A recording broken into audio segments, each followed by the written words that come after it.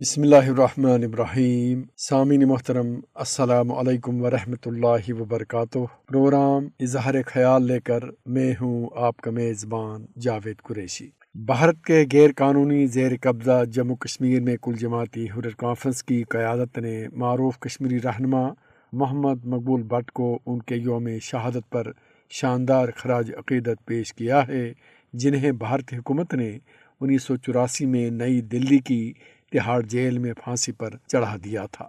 Kashmir media service کے مطابق کل جماعتی حریت کانفرنس کے ترجمان ایڈوکیٹ عبدالرشید منہاس نے کہا ہے کہ غیر قانونی طور پر نظر بند سینئر حریت رہنما مولوی بشیر عرفانی نے سری نگر سینٹرل جیل سے جاری ایک پیغام میں محمد مقبول بٹ کو خراج عقیدت پیش کیا ہے۔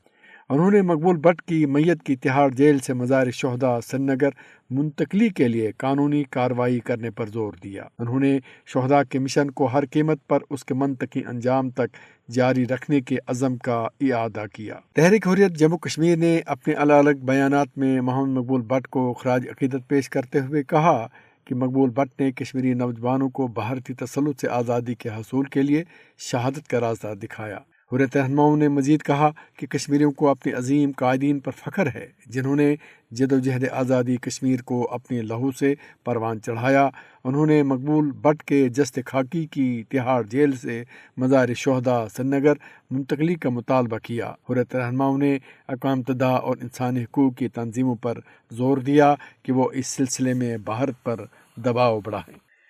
سامعین کرام، مقبوضہ جموں کشمیر پر بھارت کے غاصبانہ، ناجائز، غیر قانونی اور غیر اخلاقی قبضے کے خاتمے کے لیے جدوجہد آزادی میں جہاں لاکھوں کشمیری اب تک اپنی جانیں قربان کر چکے ہیں، وہیں ان قربانیوں کی بدولت ہی مسئلہ کشمیر سرد خانے سے نکل کر ایک عالمی مسئلے کی صورت میں آج موجود ہے۔ اپنی جانوں کا نذرانہ پیش کرنے والوں میں تریگام کپواڑہ سے تعلق رکھنے والے سرخیل اور مسلح جدوجہد کے بانی محمد مقبول بٹ بھی شامل ہیں، جنہیں 11 فروری 1984 میں بھارتی حکمرانوں نے بدنام زمانہ تہاڑ جیل میں تختِ دار پر چڑھا کر جیل کے احاطے میں ہی دفن کر کے اپنے لیے رسوائی اور ذلت کا سامان کیا ہے۔ شہید محمد مقبول بٹ تختِ دار پر چڑھ کر مرے نہیں بلکہ ہمیشہ کے لیے امر بھی ہو گئے۔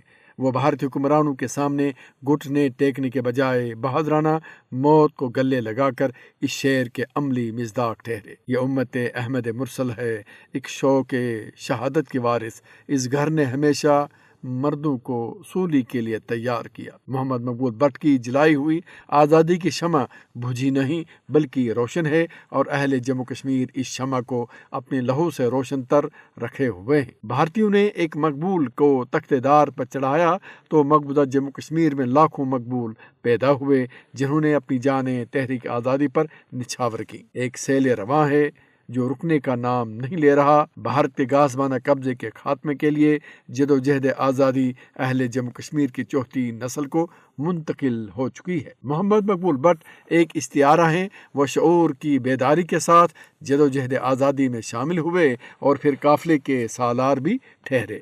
وہ رکے نہیں بلکہ آگے ہی بڑھتے رہے۔ نہ گرفتاریاں اور نہ ہی قید و بند کی صعوبتیں ان کے راستے میں حائل بنی۔ ان میں ایک جنون تھا جو انہیں تہاڑ جیل کے تختِ دار تک لے کر گیا۔ وہ اعلیٰ تعلیم یافتہ تھے، چاہتے تو اعلیٰ عہدے پر فائز ہو سکتے تھے، مگر وہ کسی اور دنیا کا باسی تھا اور ہمیشہ کے لیے امر ہونا چاہتے تھے، جس کے لیے جان کی بازی لگانا شرط اول ٹھہری۔ سو انہوں نے دنیاوی فوائد حاصل کرنے کے بجائے اپنا نام تاریخ میں لکھوانا مناسب اور ضروری سمجھا۔ ان کے راستے میں مشکلات و مصائب کے پہاڑ بھی آئے، مگر وہ فولادی عزم و حوصلے کے ثابت ہوئے۔ کوئی چھوٹی سے چھوٹی اور بڑی سے بڑی رکاوٹ ان کے راستے میں رکاوٹ نہیں بنی۔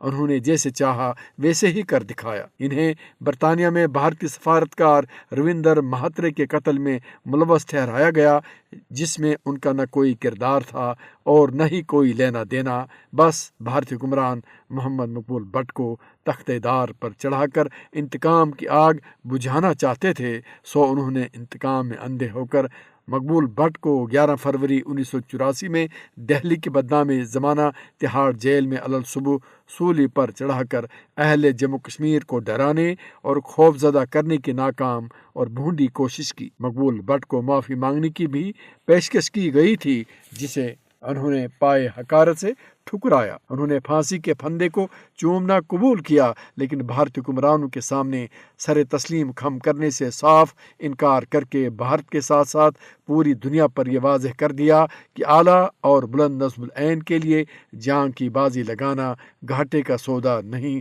سو انہوں نے رہتی دنیا تک مظلوم اور محکوم اقوام کو یہ سبق دیا ہے کہ اصولوں اور نظم العین کو جان بخشی کے بدلے قربان نہیں کیا جا سکتا۔ مقبول بٹ نے جان قربان کر کے اہل جموں کشمیر کو سر اٹھا کے جینے کا گر سکھایا ہے۔ ان کی یاد میں اہل جموں کشمیر پورے مقبوضہ جموں کشمیر میں مکمل ہڑتال کر کے سرزمین جموں کشمیر کے اپنے بہادر سپوت کو عقیدت کے پھول نچھاور کرتے ہیں، جبکہ ان کے آبائی علاقہ ترہگام کپواڑہ میں ان کی برسی کے موقع پر ایک الگ اور عجیب مناظر دیکھنے کو ملتے ہیں۔ ان کے گھر میں ہفتوں قبل ان کی برسی منانے کی تیاری کی جاتی ہے، گھر کو باضابطہ طور پر سجایا جاتا ہے۔ ان کی بزرگ والدہ شاہ مالی بیگم، جو بلا شبہ جموں کشمیر کے عوام کے لیے ماں کا درجہ رکھتی ہیں، اپنے بیٹے کی شہادت پر فخر کا اظہار کرتی ہیں۔ وہ بارہا یہ الفاظ دہرا چکی ہیں کہ انہیں اپنے بیٹی کی شہادت پر کوئی رنج و ملال نہیں۔ اگر ان کے 10 بیٹے اور ہوتے تو وہ انہیں بھی مقبول کا راستہ اختیار کرنے کی ترغیب دیتی۔ سامعین محترم، کیا ایسی ماؤں کی موجودگی میں بھارت سامراج اہل جموں کشمیر کو عظیم اور لازوال قربانیوں سے مزین تحریک آزادی سے دستبردار کرا سکتا ہے؟